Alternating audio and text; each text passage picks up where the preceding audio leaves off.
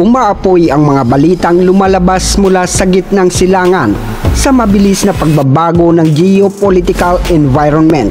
Ang gitnang silangan ay muling naging focus ng matinding aktibidad ng militar. Ang US at UK ay patuloy na nagpaplano ng mga ganting pag-atake laban sa mga armadong grupo ng Iran. Ang pinakahuling mga airstrike ng US ay tumama sa 85 pro-Iranian strategic targets sa Iraq at Syria.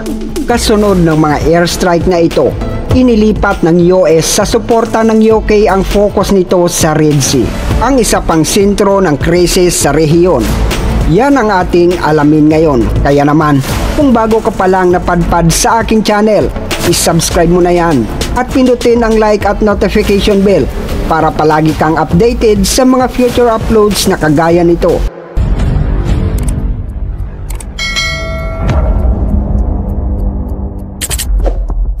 Target ng US at UK ang militar ng Houthi na kontrolado ng Iran sa Yemen at naglunsad ng isa pang panibagong pag-atake sa rehiyon.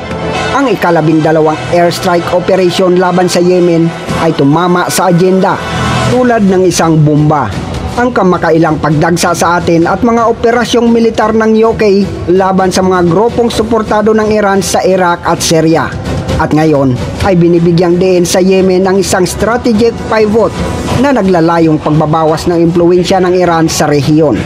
Ang mga kalkuladong pag-atake na ito, partikular na ang ika-12 operasyon laban sa Houthi target sa Yemen, minarkahan ang isang makabuluhang pagtaas sa mga pagsisikap na alisin ang mga kakayahan ng militar ng mga milisya na suportado ng Iran.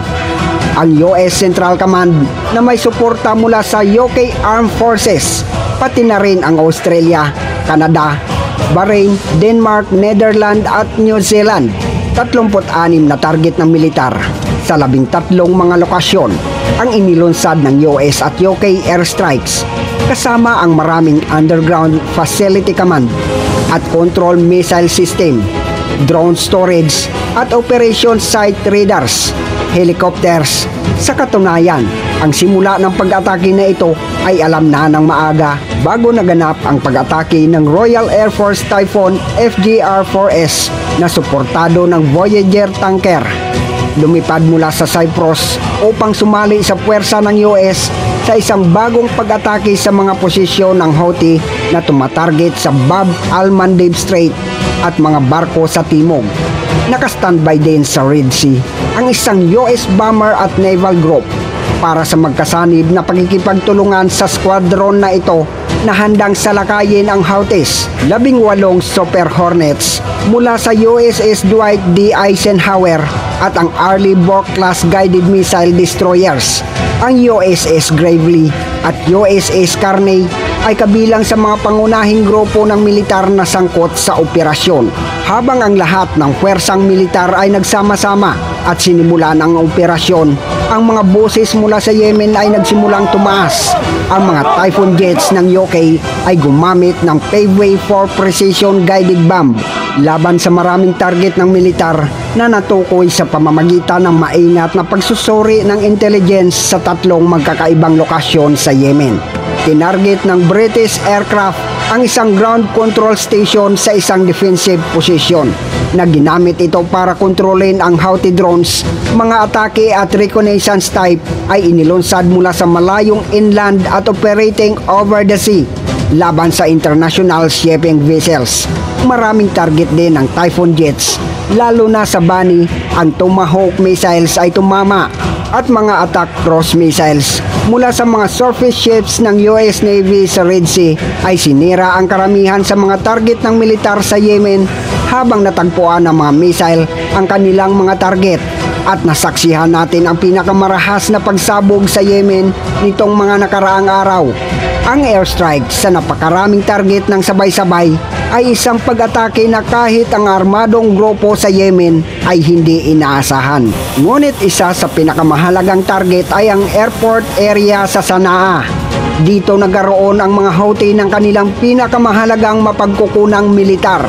Sinasabi na ang mga airstrike ng US at UK sa Sanaa ay tumama sa ilang Houthi military truck at ang mga truck na ito ay naglalaman ng malaking bilang ng mga missiles, kaya't ang sukat ng mga pag-atake ay matindi at nagkaroon ng paulit-ulit na pagsabog sa airbase. Pagkatapos ng mga pagsabog, maraming missiles at mga bala ng militar ang sumabog, nagdudulot ng marahas na pagsabog sa lugar. Sa madaling salita, ang airbase sa Sanaa ay naging impyerno. Kabilang sa mga target na nawasak sa airbase ay mga di umano'y Soviet-era Mi-17 helicopter na ginamit ng mga Houthi sa pag-hijack sa mga civilian oil at cargo ships sa Red Sea. Bilang karagdagan sa helicopter na ito, ang mga Houthi fighter jet ay kilala rin na naroroon sa Sanaa Airbase. Kung iyong nalalaman, ang Houthi ay nagpalipad ng isang Soviet-era MiG-29 fighter jet at Northrop F-5 Tiger fighter jet sa kabisera sa Sanaa. Noong nagparada ang militar ng Houthi ngayong taon, ang mga eroplanong ito ay nasa Sanaa Airbase pa rin nitong mga nakaraang araw.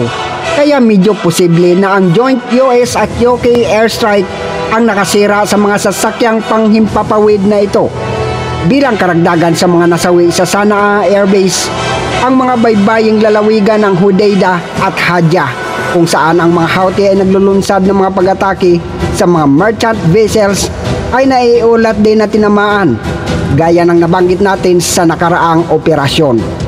Ang ika-12 US at UK airstrike ay nakatarget sa daungan ng Hodeidah sa nakaraang strike operation. 10 Houthi UAVs ang nawasak sa daungan sa kasalukuyang mga strike. Ang ika-12 airstrike ng US, isang IHA launch pad ang naiulat na nawasak sa daungan ng Hodeidah. Sa Hadja, isang malaking bilang ng mga imbaka ng militar ng Houthi ay naiulat din na nawasak. Sa madaling salita, ang ika-12 round ng US airstrike ay malaking dagok para sa Houthi. Malaking halaga ang nawasak. Kaya anong klaseng sitwasyon ang kinakaharap ngayon ng mga Houthis sa Yemen pagkatapos ng airstrike ng US at UK? Sa ngayon, nasira ng mga airstrike ng US ang 100 UAVs, isang USV na sasakyan ang kabilang sa mga target na winasak, 3 speedboat, 28 anti-ship ballistic missile launch site, 14 na drone launch site, isang SAM o surface-to-air missile at isang radar site. Sa kabuuan, higit sa 21 offensive-ready missiles ang kilala rin na nawasak sa mga airstrike ng US laban sa mga Houthis sa Yemen. Kapag isaalang-alang natin ang Houthi military resources na nawasak matapos ang kamakailang airstrike, makikita natin ang isang kalunos-lunos na larawan para sa grupong suportado ng Iran. Papalakasin ba ng US at UK ang kanilang presensya sa Red Sea at patuloy na magsasagawa ng mga hakbang sa pagpigil sa mahahalagang pagkakataon na ito kung kailan ang mga Houthi ay nahaharap sa isang mahirap na sitwasyon? Sa katunayan, ang pinakamahalagang tanong ay kung magpapadala ang Royal Navy ng karagdagang aircraft carrier upang palitan ang USS Eisenhower kapag umalis ito sa Red Sea. May bagong pahayag mula sa United States sa isyong ito. Ang US Navy ay nagpahayag ng nuclear-powered endurance ng mga aircraft carrier nito at sa kasalukuyan ay walang kagyat na pangangailangan para sa isang matatag na depot support ship para sa anumang flat platform deployment sa UK kasama ang US. Ang USS Dwight D. Eisenhower ng Navy na umalis sa rehiyon. Kasunod ng mga pahayag na ito ay tila hindi malamang nakakailanganin ng UK na i-deploy ang isa sa mga aircraft carrier na klase ng Queen Elizabeth nito sa Red Sea sa malapit na panahon upang suportahan ang mga operasyong pangsiguridad. Ngunit ang UK ay naghudyat na ito ay huwag maging flexible sa mga hakbang sa pagpigil laban sa mga Houthi. Iminumungkahi ng Parliament ng UK na ang Royal Navy ay maaaring atasan na punan ang anumang kakulangan sa kakayahan na nilikha kapag ang USS Dwight D. Eisenhower ay umalis sa kasalukuyang istasyon nito. kung ang mga planong ito ay matutupad. Makikita natin ang Queen Elizabeth class na nakadeploy sa rehiyon ng Asia Pacific na lumalayag mula sa Suez Canal patungo sa Red Sea at sa Indian Ocean pagsapit ng 2025. Ang UK, US at iba pang mga kaalyado ay kasalukuyang nakikibahagi sa isang patuloy na kampanya sa maritime security sa Red Sea na nagpuprotekta sa mga barko ng merchant mula sa missile at drone attacks na inilunsad ng Houthi group sa Yemen. Malinaw na ang karagdagang suporta sa naval ay kailangan upang matupad ang mga layuning ito. Kaya kung ano ang maaaring gawin ng Queen Elizabeth, ang Royal Navy sa Red Sea ay may Tide-class fleet tanker na magbibigay ng gasolina para sa Queen Elizabeth class. Ang tanging natitirang 4th class depot na barko sa RFA Fort Victoria ay papasok sa panahon ng pagpapanatili at hindi inaasahang gaganap ng anumang papel sa mga exercise Steadfast Defender. Kaya tila mas malamang na ang Queen Elizabeth ay darating sa Red Sea na may haba na 196 meter, isang beam na 28 meter at isang draft na 10 meter. Ang barko ay maaaring magdulot ng isang malaking balakid para sa mga Houthis, hindi tulad ng mga pinakamalaking aircraft carrier. Ang Queen Elizabeth ay hindi nilagyan ng mga catapults at arresting wires, ngunit sa halip ay idinisenyo upang gumana sa VTOL aircraft. Ang air wing ay pangunahing binubuo ng F-35B Lightning, 2 fighter bombers at Merlin helicopters para sa airborne early warning at anti-submarine warfare. Binibigyan din ng disenyo ng barko ang flexibility na may tirahan para sa 250 Royal Marines at ang kakayahang suportahan ang malalaking sasakyan ng mga attack helicopter at military Chinook